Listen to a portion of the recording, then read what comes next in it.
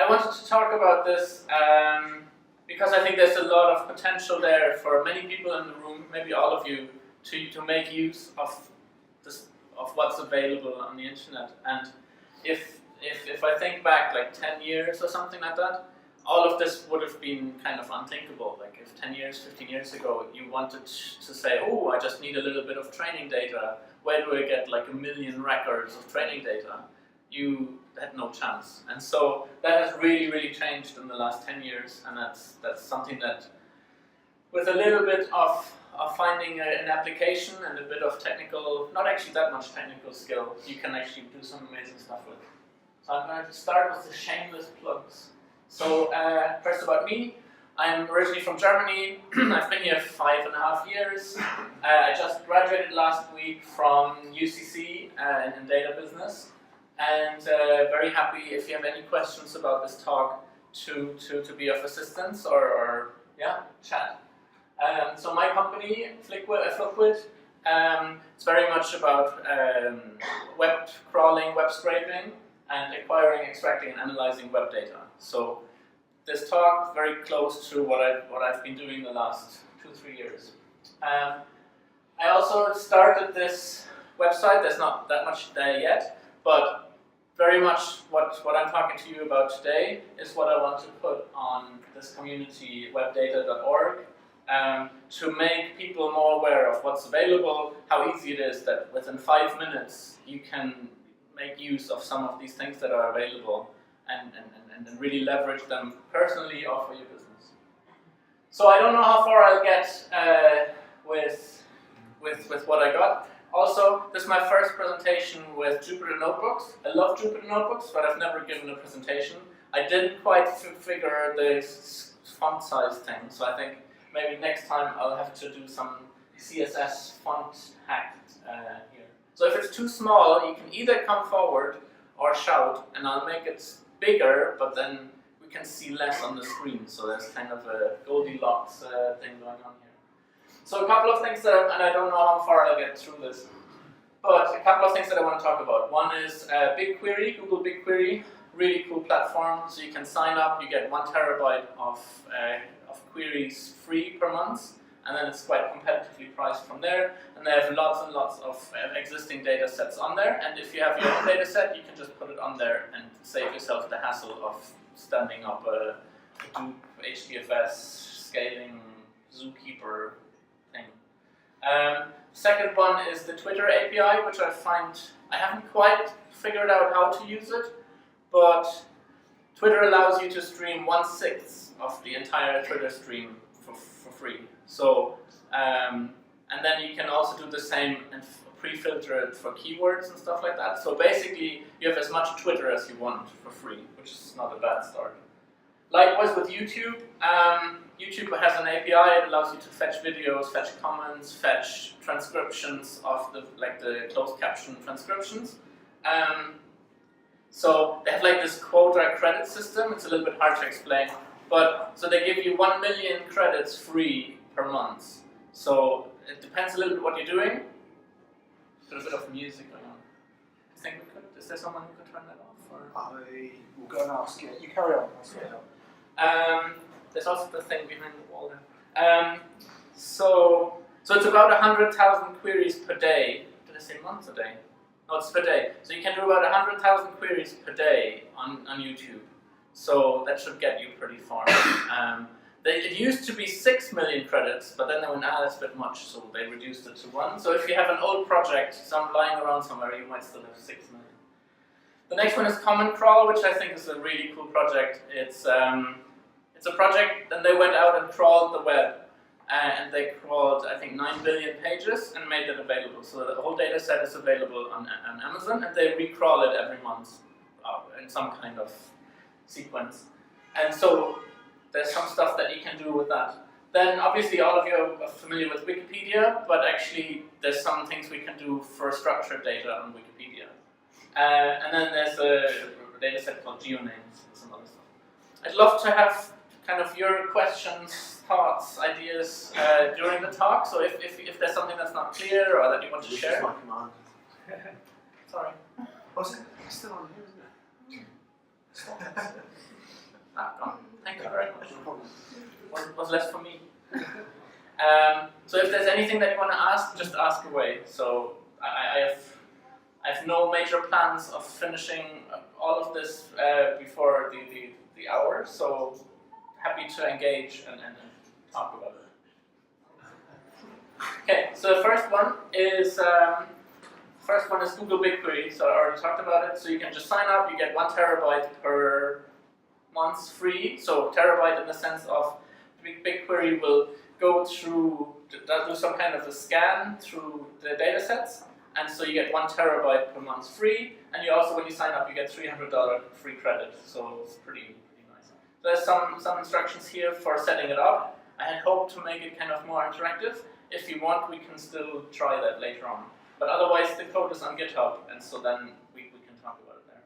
Or you can try it out there, and I'm happy to discuss it. So basically, there's an API from Google that you can use. I'll just skip down because it's going to be a bit tedious to read the code. But basically, what you can do is, I'll show you actually the actual thing. Let's see if we can get this to work. So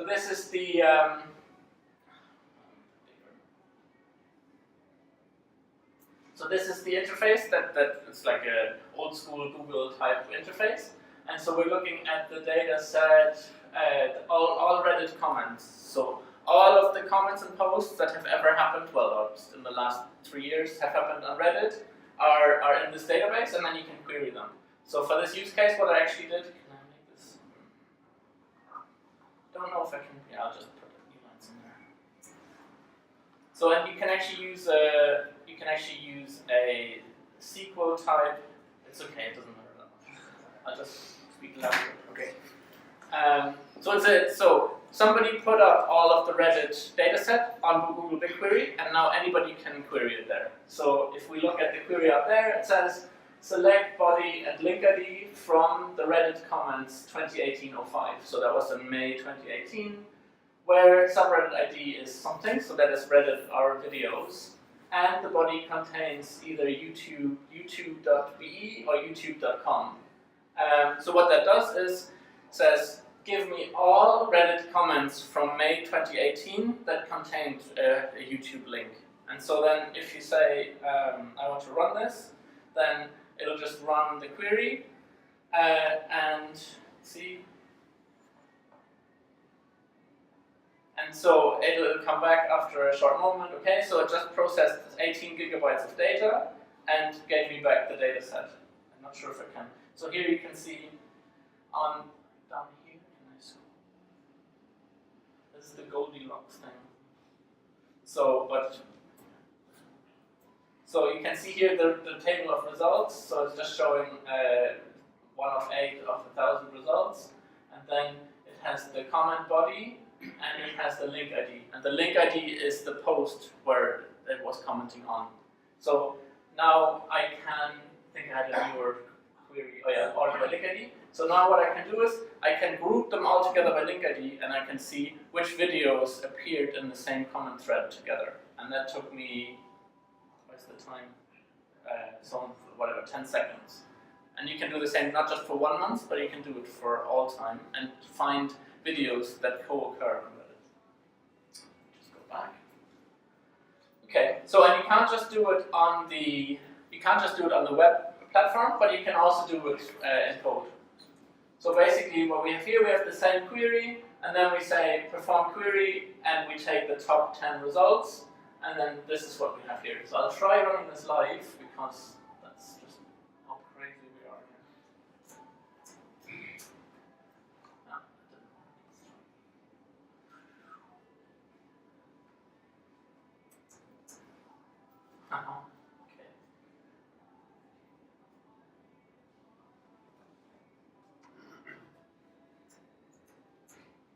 No, that didn't work. Anyway, I'm peeved about this. Let me just give me 1 second and I'll try to fix this.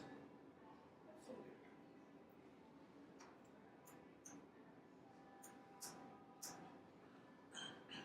Okay, just needed a smaller screen.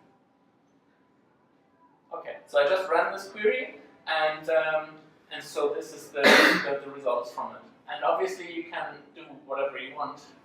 You can do whatever you want on the Reddit corpus, so you can go into your Reddit subreddit of choice, you can build a social graph of who is commenting on whom, anything really.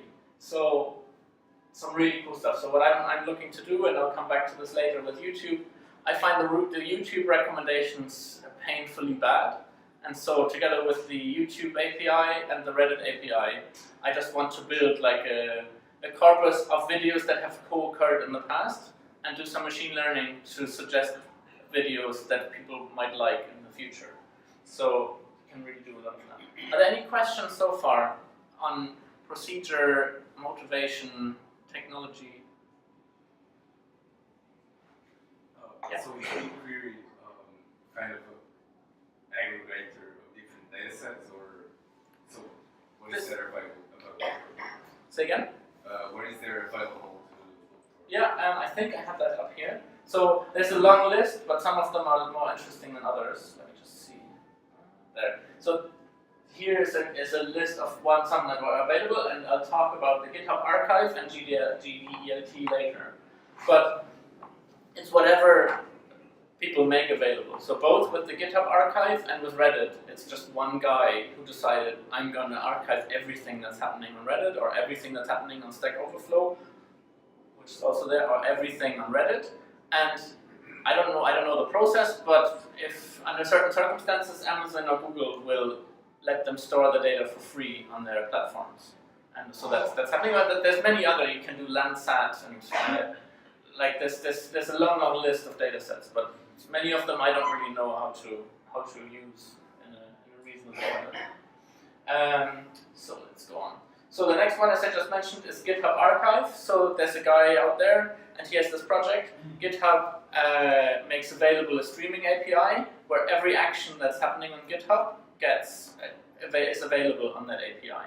So whenever somebody commits, whenever somebody merges, whenever somebody opens an issue, closes on an issue, comments on an issue, likes a project, all of that is publicly available, which I'm not sure everybody knows. Again, it's the same general idea. So we just have a different query. Let me just run them. So it's so this is the GitHub query, and I say, give me the actor login, actor ID, repository name, repository ID for today, watch event. So whenever somebody clicks on the star icon in GitHub, that's a watch event. And so I give you the first 10. And so these are I didn't order them, but let's think of them as the last 10 watch events that happened on GitHub. So user Nikolai liked the K3S project, user Mickey Microphone liked the Caprine project, and so on. So, and you can do, and I meant to do this live, but I'll add that later to the repo. So you can get all watch events for all of history, and then you can do some pretty cool recommendation stuff. So if you know what every user, when they liked something, what they liked, and what every other user liked, then you can do association rules, just general recommender engines to say, ooh, let me have a look at your stars, and then I'll recommend you stuff that isn't in your stars, but that you might like. Or it could say, I'll show you 10 users who like the same stuff as you, and maybe even hang out in the same place as you. So you can do the same thing with my star history. So it's the same query, it just says where actor login is coding uncut, which is my fancy name, and order by date descending. So if I do that, then these are the last 10 projects that I started on GitHub. So in this month of September in this case. So I don't know when I like stuff. So the public API knows a lot more than me about what was going on. But yeah, so that's one of the projects that I'm working on, is a recommender engine for GitHub. And you can take that further. So I think I have that somewhere here. In terms of use cases, what you can do with this. So you can find related similar projects.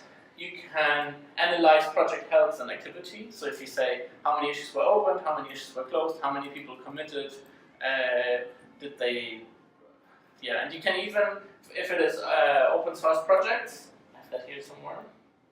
yeah, the GitHub repo is this one. This one is a repo on Google BigQuery, which has 2.9 million open source projects. So it's the actual content of all the files. And so then you can do some pretty interesting stuff there. So you can say, give me all projects that are using Python, give me all the libraries that they imported, and sort them in descending order of frequency. And then you can build, like, over time, you can do it for 1 month and then the next and then the next. You can build a timeline of how Angular performs against React and stuff like that. And for all of this, you don't need any infrastructure. You don't even need to write a single line of code. You just need to write a select query, more or less. And so yeah, so there's been people who've resolved the tabs versus spaces debate using this tool, or the, I don't know, whatever. Yeah, so Semicolons. it's a different subject. So yeah, some really cool stuff that you can do. So you can just go. You have those language benchmarks. Which language is the most popular? And you can do all of that with one select query if you can fit the language detector in the select query. And you can just say, show me month by month how many Python projects, Go projects, Rust projects, Java projects there were. So some pretty cool stuff there. Or you can, like, there's some projects that I found who were looking for Bitcoin addresses in those 2.9 million repositories, or for Amazon EC2 credentials. So it's even better than the Bitcoin address if you can just mine your own. So, like, you can do some pretty cool stuff there. Any questions on that so far?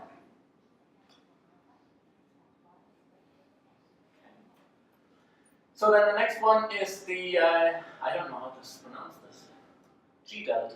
The GDELT project. And so what the GDELT project does, it goes out to news sources, global news sources, and it crawls the global news sources, and it extracts people, locations, organizations, lots of things. And that's actually not the biggest part of it. The biggest part is that it does sentiment analysis, it does kind of actor triples, quadruples, and stuff like that.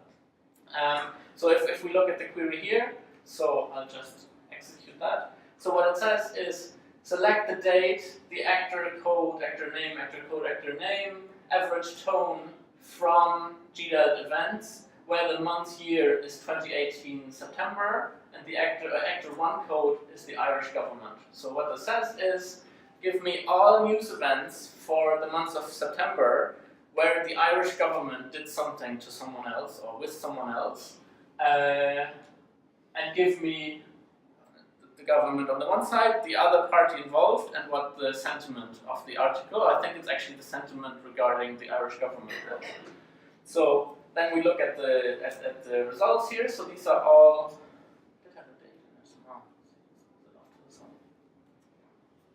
Anyway, so these are all from, like, today. These are all news items from today. The GDELT database gets updated every 15 minutes. I think you can buy some kind of access to get it more frequently than that, but I think for most use cases, 15 minutes is pretty good. So if we look at these, so here we have the average tone. So that's the sentiment score. So for example, here we have the Irish government with actor 2 is the United States, really negative sentiment, and it is independent IE. Brett Kavanaugh groped girls at parties, and somehow there's, oh yeah, because maybe it's, I think usually the Irish government has to appear in it, so take a different one. So here we have, yeah, so we'd have to go through it, but basically it's actor 1 did something to actor 2, and you can also say what they do. So there's some projects out there who track, for example, race, motivated violence, and they say, or outbreaks of diseases. So you can also do a query for Ebola and say, give me all news articles about Ebola and tell me which part of the world they refer to, and then you can build like a timeline on a map where it says here, there, here, and you can kind of see whether it spreads or whether it's contained. So there's some pretty cool possibilities in that space. So I'll move on from BigQuery. Any questions? You're using SQL within the API to query.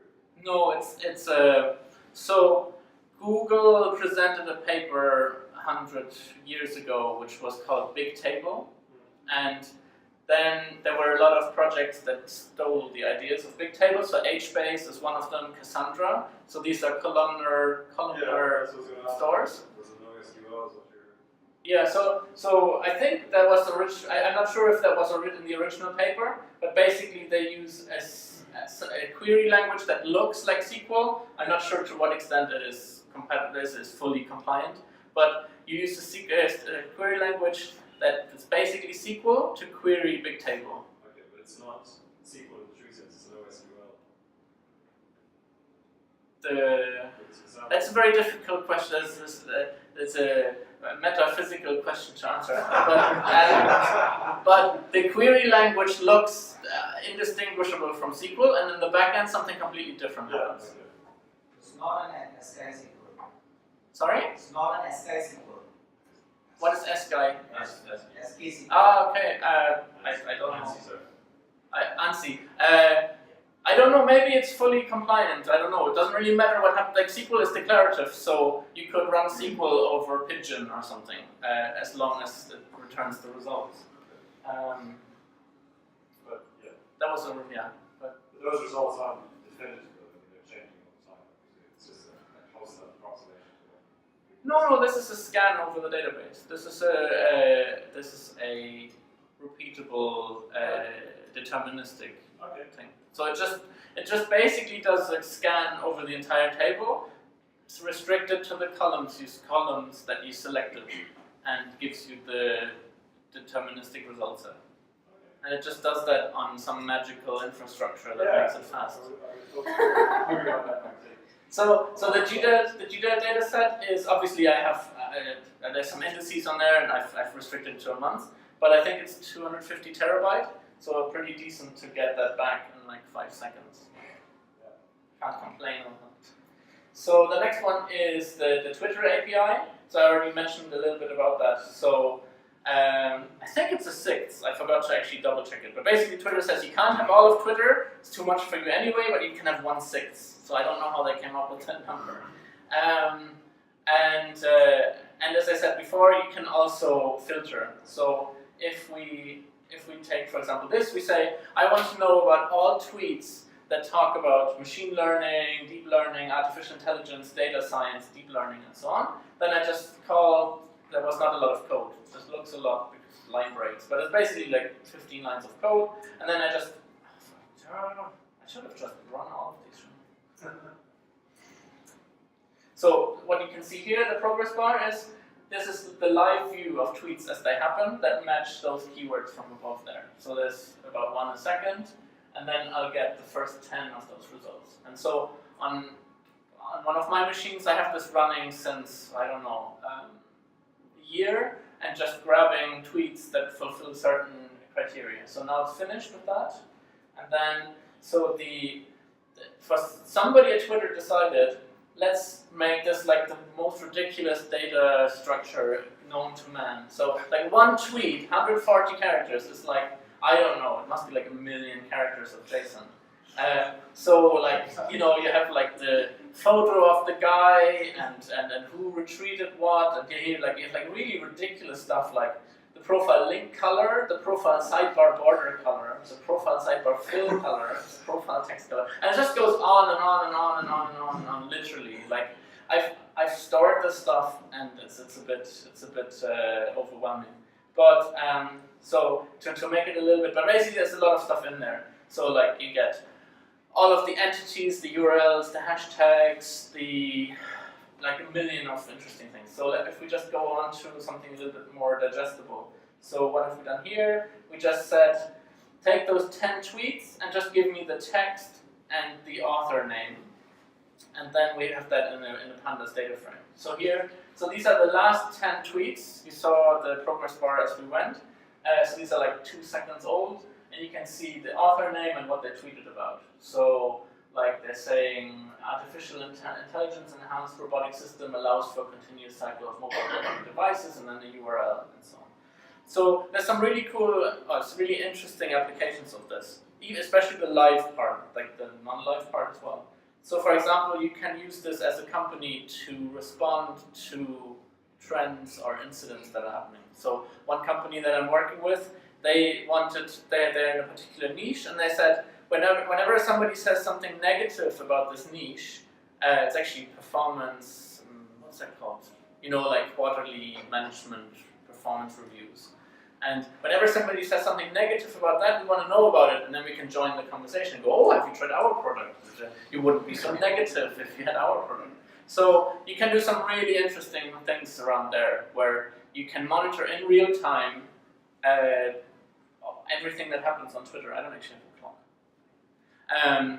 You can monitor everything on Twitter in real time and then respond, or you can just run this and then do all kinds of language analysis on top of this. So you can say, so just one really stupid use case is take all the hashtags out of all the tweets and just show me the ones that occurred. So some of these I searched for and some of them I didn't. So for example, IoT is the 4th one on the list.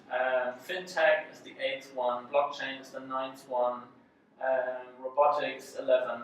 So you can build like a graph of which hashtags occur together. You can obviously build a social graph. You can do topic modeling. You can do there's some really cool projects that use tweets to train sentiment analysis. And it's like a really stupid approach, but I absolutely love it. And all they say is, we take all the tweets that have emoji in them, and then we classify the emoji by sentiment. And then we just say, if it has a smiley, it's a positive tweet. If it has a frowny, it's a negative tweet. And they just have a gazillion of those tweets, and they train them, and everybody's happy. So, you can do a lot with this stuff. And then another project, which I linked here, is they generate the emoji for you. So you type the message, and it comes up with the best emoji. And what I really like about the emoji approach is that classical sentiment analysis polarity is just positive, negative, which a lot of the time doesn't apply. But if you do this over all emoji, you can build this really rich classification. So if you have the turd emoji, maybe that's different from the frowny emoji in terms of representing an emotion. So I thought there's some really cool stuff. So what can you do? I already talked about the matched tweets per day. I'm probably going to get an error message here. Yeah, send this SSL. So the deep emoji is the one I just talked about. I've used this for job offerings, so you can just say, give me all tweets that talk about job offerings, and then you can go to the websites that they refer to, you can say who's doing this, when are they doing it, and so on. Obviously the social graph, engage with trending tweets, and then building language models. So there's lots of projects that have done this for elections, where they said, what's the sentiment for Trump versus Hillary, stuff like that. Yeah, this is surprisingly not loading. Anyway.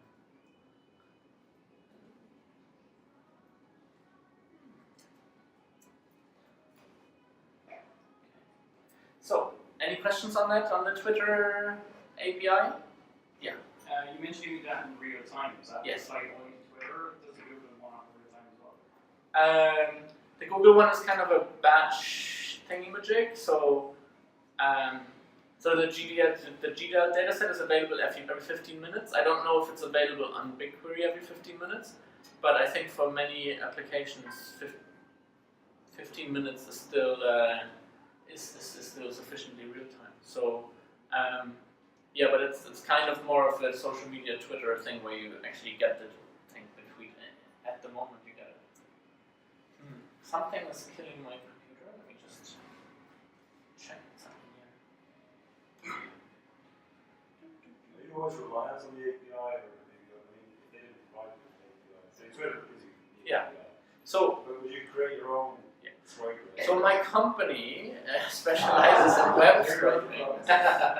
No, but so one of the things that I didn't call out was that you have to always also be wary of the license terms.